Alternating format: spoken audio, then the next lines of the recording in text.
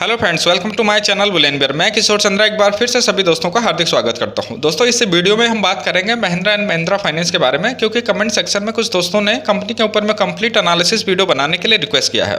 तो दोस्तों, अगर आप भी अपनी फेवरेट कंपनी के बारे में एनालिसिस चाहते हैं तो कमेंट बॉक्स में जरूर लिखें, और हमारी यह भी कोशिश रहेगी कि आप खुद भी किसी भी कंपनी का खुद ही एनालिसिस कर सकें। तो दोस्तों, शुरू करते हैं और सबसे पहले बात करते हैं कंपनी प्रोफाइल और मैनेजमेंट की। तो महिंद्रा एंड महिंद्रा फाइनेंस एक एनबीएफसी कंपनी है, यानी कि non banking financial services company है। इसकी parent company Mahindra and Mahindra limited है। मिस्टर रमेश लेयर कंपनी के मैनेजिंग डायरेक्टर हैं और कंपनी 1991 में फाउंडेड है। कंपनी के पास में लगभग 35,000 से ज़्यादा एम्प्लॉय हैं, और कंपनी के अगर हम मार्केट कैपिटलाइजेशन की बात करें तो लगभग 19,000 करोड़ के आसपास में कंपनी का मार्केट कैप है।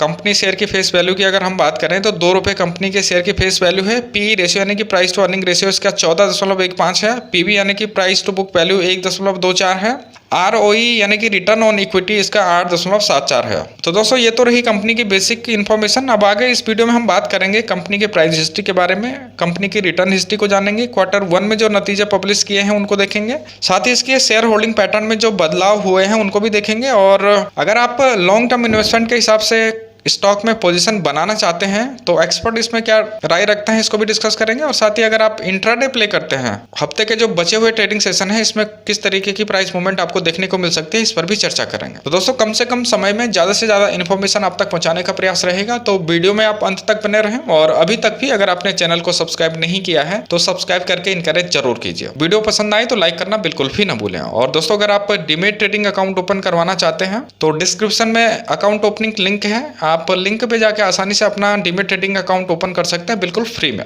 साथ ही आप हमारे टेलीग्राम चैनल को भी ज्वाइन कर सकते हैं, क्योंकि यहाँ पे हम लेटेस्ट अपडेट के साथ साथ बाय सेल कॉल भी रिकमेंड करते हैं। लिंक डिस्क्रिप्शन में है, टेलीग्राम चैनल को आप ज्वाइन कीजिए और हमारे साथ में अपडेट रहिए।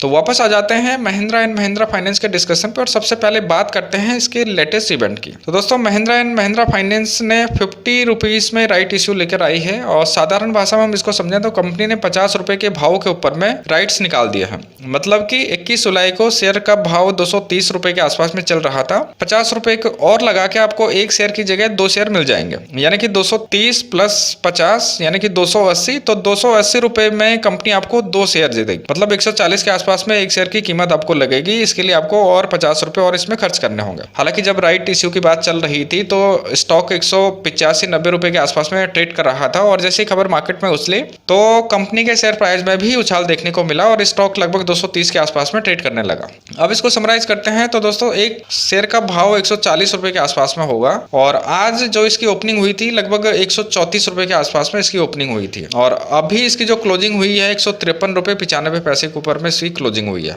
अब यह जानने की कोशिश करते हैं कि आखिरकार कंपनी मैनेजमेंट ने ऐसा क्यों किया। तो दोस्तों, महिंद्रा एंड महिंद्रा ग्रुप काफी अच्छा ग्रुप है, और हाल फिलहाल में जो सिचुएशन है, जो कंडीशन चल रही है, कंपनी को सही से चलाने के लिए फंड की आवश्यकता होती है, तो इस तरीके से फंड मैनेज किया जा रहा है। तो दोस्तों, ये तो रही लेटेस्ट इवेंट की बात है। वो आगे बढ़ते हैं और आते हैं असल मुद्दे पे, और जानते हैं कि कंपनी की रिटर्न हिस्ट्री के बारे में, कि कंपनी ने बीते समय में इन्वेस्टर को किस प्रकार से रिटर्न बना के दिए हैं। तो दोस्तों, अगर हम मार्च 2006 से देखें तो कंपनी ने 393.20% के रिटर्न बना के दिए हैं। 5 सालों की अगर हम बात करते हैं तो यहाँ पे रिटर्न माइनस में है, 13.95% के रिटर्न है। 1 साल की बात करें तो 1 साल में यहाँ पे 36.38% के पॉजिटिव रिटर्न है। 1 मंथ की हम बात करते हैं तो 1 मंथ में भी यहाँ पे पॉजिटिव रिटर्न है 30.67% के। 1 वीक की बात करें तो यहाँ पे पॉजिटिव रिटर्न है 16.18% के। तो दोस्तों, रिटर्न हिस्ट्री कुछ ज्यादा अट्रैक्टिव नजर नहीं आती है, लेकिन आप अगर इन लेवल्स पे लॉन्ग टर्म इन्वेस्टमेंट के लिहाज से पोजीशन बनाना चाहते हैं तो इस पर एनालिसिस क्या कहते हैं इसको देखते हैं। तो यहाँ पे 33 एनालिसिस की यहाँ पे पोल है, और यहाँ पे 64% एनालिसिस का मानना है कि स्टॉक में भी बाय किया जा सकता है। अगर हम इन्वेस्टमेंट चेकलिस्ट की माने तो यहाँ पे 5 में से 4 सिग्नल ग्रीन सिग्नल देते हैं। इंट्रिंसिक वैल्यू यहाँ पे ग्रीन सिग्नल देती है, रिटर्न वर्सेज एफडी रेट यहाँ पे ग्रीन सिग्नल देती है, डिविडेंड रिटर्न यहाँ पे रेड सिग्नल है क्योंकि कंपनी डिविडेंड अच्छा ऑफर नहीं करती है, एंट्री पॉइंट में भी यहाँ पे ग्रीन सिग्नल है, और नो रेड फ्लैग में भी यहाँ पे ग्रीन सिग्नल है। तो दोस्तों, ये तो रही एनालिसिस की बातें, और अब आप और हम खुद देखने का प्रयास करते हैं कि लॉन्ग टर्म प्रोस्पेक्ट के हिसाब से कहाँ यहाँ पे सही लेवल है जहाँ पे एंट्री की जा सकती है। तो दोस्तों ये चार्ट में आप देख सकते हैं 11 फरवरी को कंपनी का प्राइस लगभग 400 रुपए के ऊपर में ट्रेड कर रहा था और इसमें यहाँ से तेज गिरावट देखने को मिली। 7 अप्रैल आते आते स्टॉक का प्राइस लगभग 128 रुपए हो गया। लेकिन दिक्कत वाली बात यहाँ पे ये नजर आती है कि महिंद्रा एंड महिंद्रा फाइनेंस की जो कंपटीटर कंपनियां हैं उन्होंने अच्छा पुल बैक किया है, लेकिन महिंद्रा एंड महिंद्रा फाइनेंस से कोविड-19 के पैनिक से अभी उभरने में नाकाम रही है। 22 मई को स्टॉक ने फिर से नया लो बनाया लगभग 125 रुपए का। हालांकि यहाँ से फिर इसमें तेज रिकवरी जरूर देखने को मिली। 21 जुलाई को इसने हाई बनाया 240 रुपए का। यहीं पर राइट्स इश्यू की बात एग्जीक्यूट हुई और शेयर 50 रुपीज और खर्च करके 1:2 मतलब एक शेयर प्लस 50 रुपए के बदले 2 शेयर हो गए और स्टॉक का प्राइस लगभग 140 रुपए के आसपास में हो गया। और आज 22 जुलाई की अगर हम बात करें तो स्टॉक में अच्छी खासी तेजी देखने को मिल रही है। तो दोस्तों जब हम चार्ट में एनालिसिस कर रहे हैं तो यह देखने में आ रहा है कि राइट इश्यूज के जरिए गेम खेल के इन्वेस्टर की जेब से पैसा निकाला जा रहा है। अगर हम लॉन्ग टर्म प्रोस्पेक्ट के हिसाब से देखें तो 190 प्लस 50 इक्वल टू 240 यानी कि 120 रुपए का जो है इसका सही प्राइस निकल के आता है, क्योंकि 190 से ऊपर स्टॉक को जबरदस्ती भगाया गया था। और मार्केट में अगर करेक्शन आती है जो कि आनी बाकी है तो महिंद्रा एंड महिंद्रा फाइनेंस का स्टॉक 120 रुपए के आसपास में आसानी से मिल सकता है। तो दोस्तों ये तो मेरा व्यक्तिगत राय है, मेरा मानना है, और आप इस विषय में क्या मानते हैं, क्या सोचते हैं, कमेंट बॉक्स में जरूर बताएं।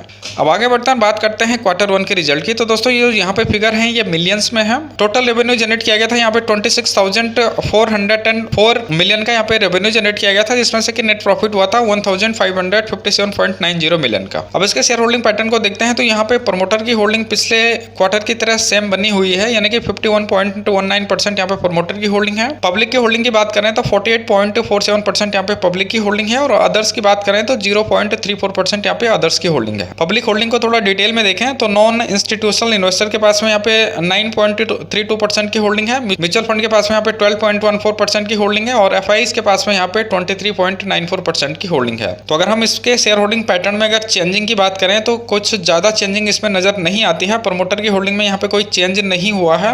एफआईज ने यहाँ पे होल्डिंग को रिड्यूस किया है 0.91% का, म्यूचुअल फंड ने यहाँ पे होल्डिंग को प्लस किया है 0.35% का, अदर्स डीआईज ने यहाँ पे रिड्यूस किया होल्डिंग को 0.15% का और नॉन इंस्टीट्यूशनल इन्वेस्टर ने यहाँ पे होल्डिंग को प्लस किया है, पॉजिटिव किया है 0.72% का। तो ओवरऑल देखें तो कुछ खास बदलाव इसमें देखने को नहीं मिल रहा है। और अगर इसके पॉजिटिव साइन की बात करें तो यहाँ पे म्यूचुअल फंड ने जो होल्डिंग को अपनी इंक्रीज किया है वो एक पॉजिटिव साइन जरूर नजर आता है, क्योंकि किसी भी कंपनी के बारे में सबसे ज्यादा इंफॉर्मेशन म्यूचुअल फंड्स के पास में ही होती है। अब आगे बढ़ते हैं, बात करते हैं कंपनी की प्राइस हिस्ट्री के बारे में। तो दोस्तों मार्च 2006 में कंपनी लिस्ट हुई है और 45 रुपीज के आसपास में इसका प्राइस था। मार्च 2006 से लेकर अक्टूबर 2009 तक यानी कि लगभग 3.5 सालों तक स्टॉक इसी ही रेंज में ट्रेड करता रहा।